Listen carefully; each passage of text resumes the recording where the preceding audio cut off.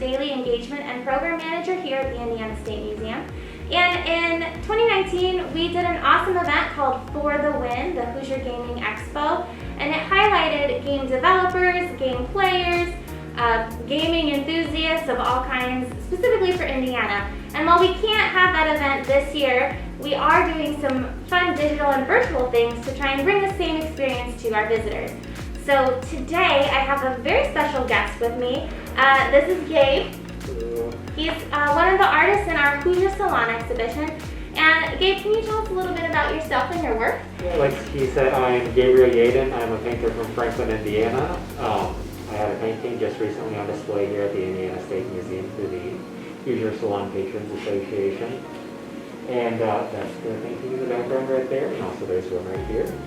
And I'm here today, what looks like, to paint some miniatures.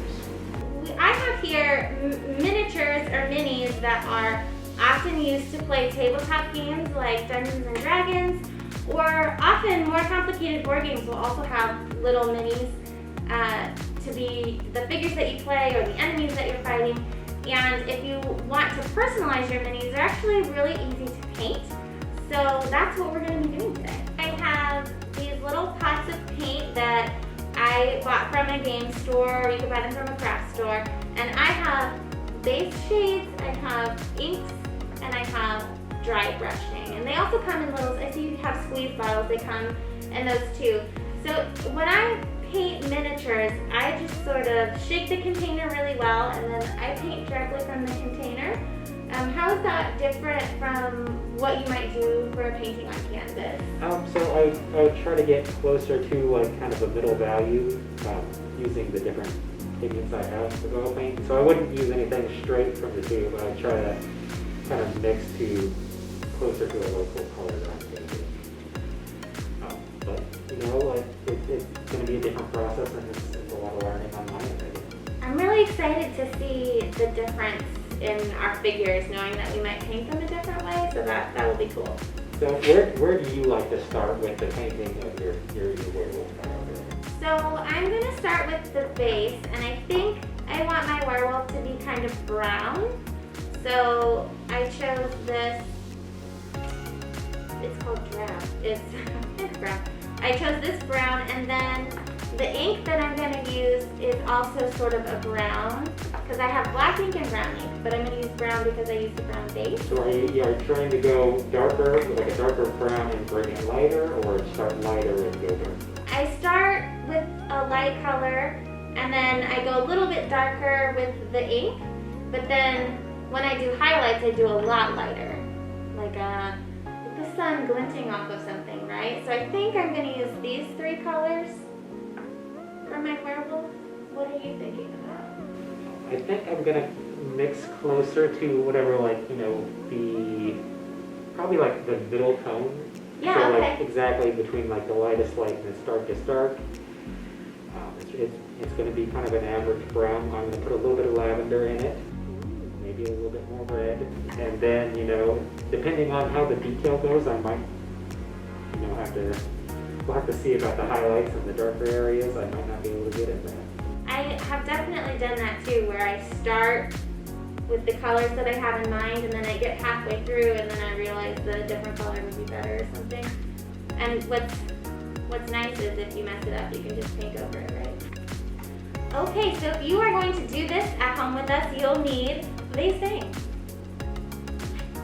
You will need paint. You can have the paint that I have. You can get paint in a squeeze bottle, or you can use any leftover paint you might have from a project you've done.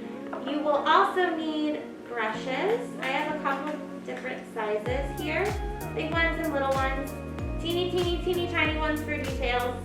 Whatever you feel most comfortable using. And then I have some water to clean my brushes and paper towel. Anything else we need? Do you have any special tools over there? Probably that little spark of imagination.